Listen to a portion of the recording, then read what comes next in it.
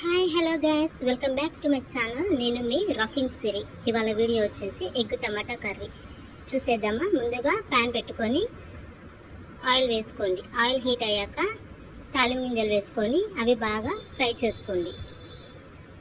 అవి బాగా ఫ్రై అయ్యాక ముందుగా కట్ చేసి పెట్టుకున్న ఆనియన్, పచ్చిమిర్చి వేసుకోవాలి.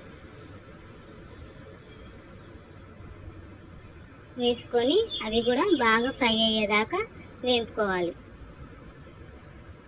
అందులో కొంచెం పసుపు వేసుకొని కలుపుకోవాలి.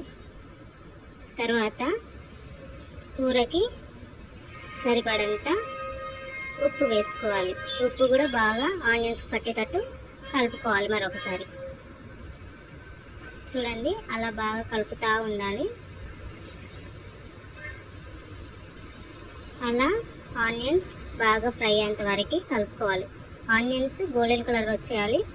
అలా వచ్చిన తర్వాతకి ముందుగా పెద్ద సైజు 3 టమాటాలు మిక్సీ పట్టుకున్నాను ఫ్రెండ్స్. అది కూడా ఆనియన్లో వేసేయాలి తాలింపులో. చూడండి, టమాటా గ్రేవీ కూడా అందులో వేసుకొని బాగా మిక్స్ చేసుకోవాలి.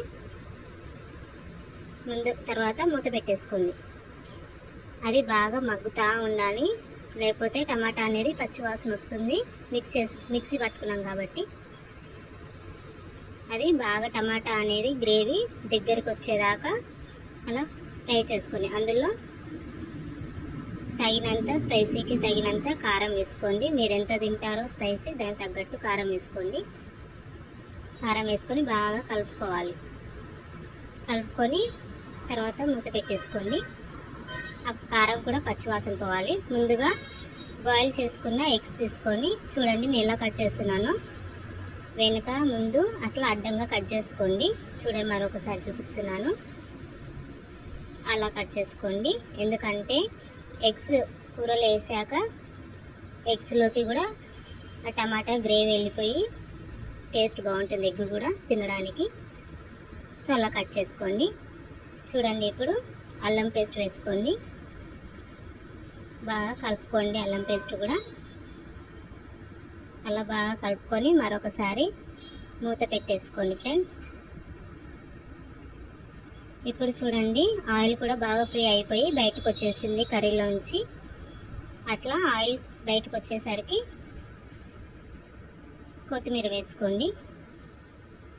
కొత్తిమీర వేసుకొని బాగా మిక్స్ చేసేయండి. చూడండి, బాగా మిక్స్ అయిపోయింది కదా. మరొకసారి మూత పెట్టుకోండి. కొత్తిమీర కూడా బాగా మగ్గిపోవాలి కర్రీలో. చూడండి, ఆయిల్ ఫ్రై అయిపోయింది, కొత్తిమీర కూడా బాగా మగ్గిపోయింది. ఇప్పుడు ముందుగా కట్ చేసి పెట్టుకున్న బాయిల్డ్ ఎగ్స్ వేసుకొని మరొకసారి కలిపేసుకోండి.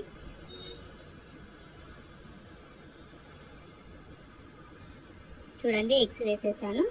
ఇప్పుడు బాగా కలిపేయండి. మరీ ఎక్కువ కలపకండి, ఎందుకంటే ఎగ్స్ అనేది విడిపోతాయి కట్ చేసి పెట్టుకున్నాం కాబట్టి. అంతే అండి, ఎంతో రుచికరమైన egg tomato curry ready. Please like చేయండి, షేర్ చేయండి, సబ్స్క్రైబ్ చేసుకోండి. Bye bye.